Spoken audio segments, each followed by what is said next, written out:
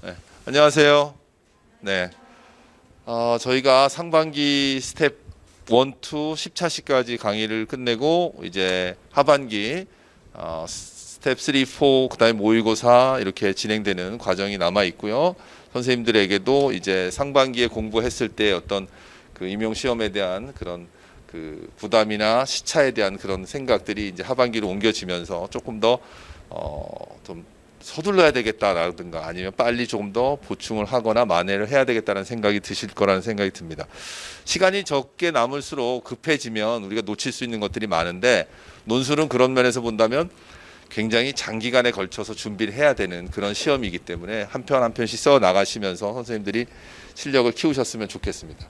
말씀드린 대로 논술 2에서는 잘 쓰는 거, 쉽게 쓰는 거 그런 방법으로 선생님들한테 접근하고 싶어요. 그래서 이거는 책이 나오기 전에 가편집을 했을 때 표지인데 누구나 잘 쓸 수 있는 게 상반기에 우리의 목표였다면 이제는 쉽게 쓸 수 있는 게 이제 하반기에 선생님들의 목표입니다. 쉽게 쓴다고 해서 좋은 답을 안 쓰는 건 아니에요. 논술 강의하면서 계속해서 선생님들한테 말씀드렸지만 논술이라는 게 뭐서 멋진 문장을 써가지고 좋은 점수를 받는 그런 시험이 아니거든요. 문제가 요구하는 대로만 쓰면 좋은 점수를 주는 게 논술 시험이에요.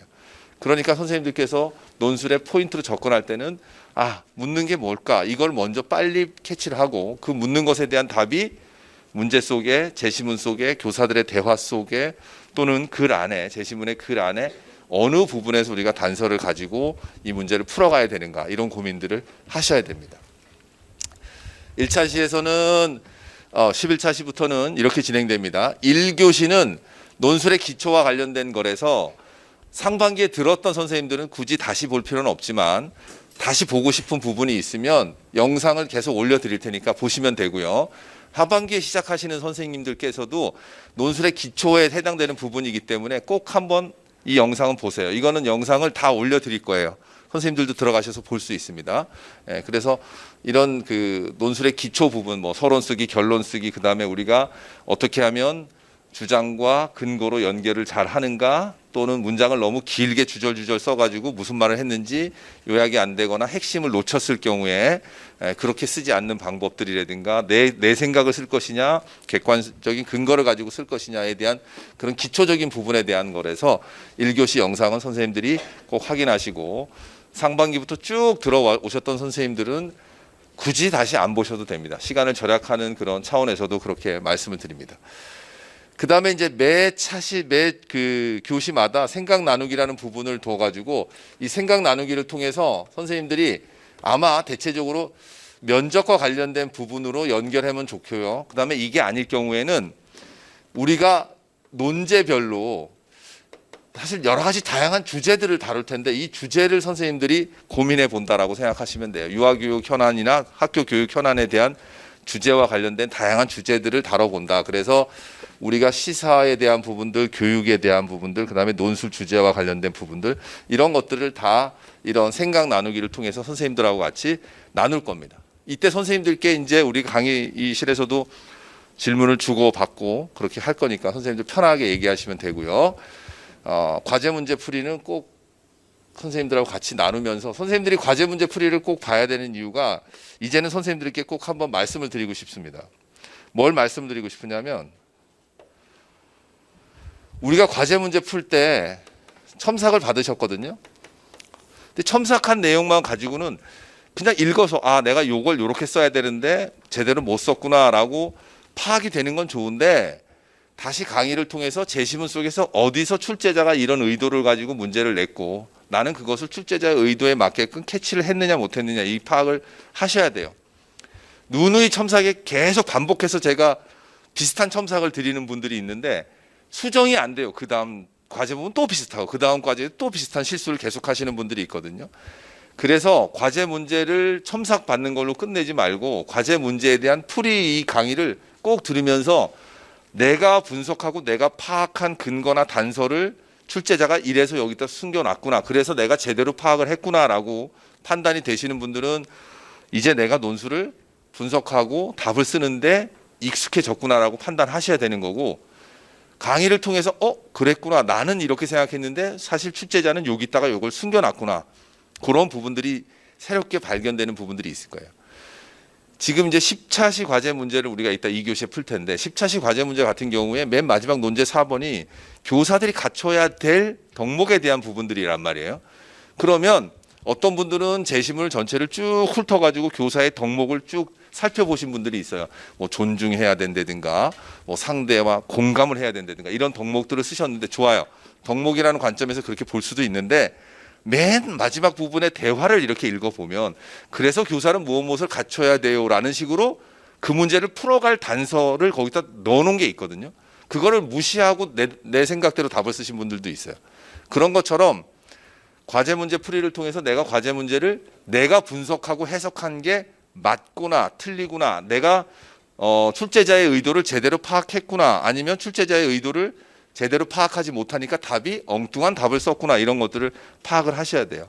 그래서 과제 문제 풀이는 내가 쓴 것을 내가 다시 한번 검토하는 거기 때문에 첨삭 받은 걸로 첨삭에 이대로 나왔으니까 맞네 틀리네 이렇게만 판단하시지 말고 그렇게 꼭 확인을 하십시오. 그 다음에 이제 마지막 우리가 요번에 핵심이 이 부분이라고 말씀드립니다. 기출 문제는 중요한 주제이기 때문에 우리가 기출을 간과할 수는 없습니다. 그런데 기출 문제는 과거에 2016년도 이전까지의 기출 문제들은 대부분 다 10점짜리 문제들이기 때문에 10점짜리 문제를 가지고 지금의 15점짜리 문제로 전환하기가 쉽진 않아요. 10점짜리 문제 선생님들 기출 문제 혹시 강의를 들으셨거나 풀어보신 분들은 아시겠지만 10개 찾는 것은 15개 찾는 거랑 완전히 달라요. 몇 개 찾다 보면 금방 보이거나 쉽게 끝낼 수 있거든요. 그래서 과거에 10점짜리 문제에서 핵심은 선생님들이 제일 힘들었던 건 뭐냐면 서론과 결론을 쓰는 거예요. 양을 늘려야 되기 때문에. 그래서 막 400자, 500자 쓰고 막 이랬었단 말이에요. 그런데 15점짜리가 되면서 사실 400자, 500자씩 서론, 결론을 쓰기엔 너무 분량도 많고 시간도 부족해서 안 돼요. 그래서 200자 정도로 간단히 쓰거든요. 뭐 기껏해야 지금 이제 줄 답안지에서는 3문장 정도로 서론과 결론을 마무리를 하는데 그것보다 15개의 본론의 15개를 잘 찾아야지만 15점을 얻을 수 있기 때문에 과거의 기출 문제를 그대로 내가 기출 풀었어. 기출 너무 쉬워. 너무 잘 풀 수 있어. 이제 난 된 것 같아. 이렇게 생각하면 절대 안 돼요. 10점짜리와 15점짜리는 엄청나게 차이예요. 이게 10점짜리는 만약에 문제를 풀고 15점짜리를 하면은 여기 10점짜리에 50%가 늘었단 말이에요. 분량이. 그죠? 예. 그럼 시간도 50% 늘렸나요? 아니잖아요. 그대로란 말이에요. 시간은.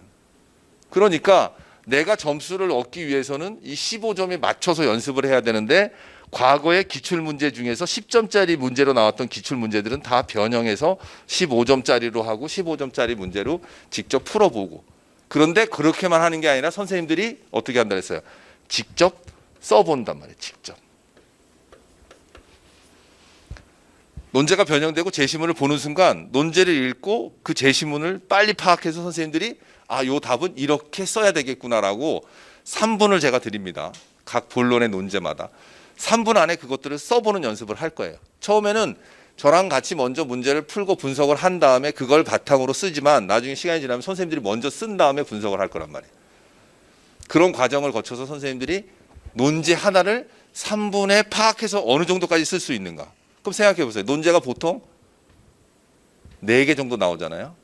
그러면 3분씩 하면 12분이에요. 그 개요도를 짜는 데 있어서 본론만 15분 안에 선생님들이 해결할 수 있다면 서론 결론까지 해도 20분 안에 해결할 수 있는 거예요. 개요도를 거의 빽빽하게. 그러면 40분 동안 옮겨 적고 내가 분석하고 난이도가 좀 높은 논제일 경우에는 생각을 조금 더 깊이 하고 그러면 50분, 55분 안에 마무리를 할 수 있게 되는 거죠. 그런 훈련과 연습을 하기 위해서 이렇게 짧은 시간이지만 선생님들 드리고 써보는 연습을 할 겁니다. 직강 선생님들은 직접 여기서 쓰겠지만 인강 선생님들도 딱 정해진 시간 안에 쓰셔야 되거든요. 그렇게 쓰는 게 왜 중요하냐면 아까도 말씀드린 것처럼 우리가 실전에 갔을 때 우리한테 주어진 시간이 2시간이건 3시간이건 4시간이건 오늘 하루 종일 이 논술 하나만 쓰면 된다라고 한다면 얼마든지 쓸 수 있어요. 이렇게도 분석해보고 저렇게도 분석해보고. 근데 딱 60분 안에 해결해야 된단 말이에요. 결국 그 시간 싸움에서 우리가 남들보다 더 여유롭게 1번, 2번 또는 어려운 논제 같은 경우는 3번씩 분석해 가면서 쓸 수 있는 힘을 키우기 위해서 그런 거니까 선생님들이 이 부분을 조금 생각하시고 여기에 집중하셨으면 좋겠습니다. 그동안 논술에서 선생님들이 직접 쓰지 않고 강의를 듣거나 다른 사람이 예시 답안을 읽거나 하면 머릿속에 분명히 들어와요. 읽으면 이거 답 잘 썼다. 나도 이렇게 썼으면 좋겠다라는 정도. 근데 중요한 건 뭐냐면 내가 그렇게 생각하고 그렇게 쉽게는 되는데 막상 내가 직접 써본 경험이 과제 문제 제출할 때 말고는 별로 없단 말이죠. 예, 그러니까 강의 시간을 통해서라도 직접 써보는 거.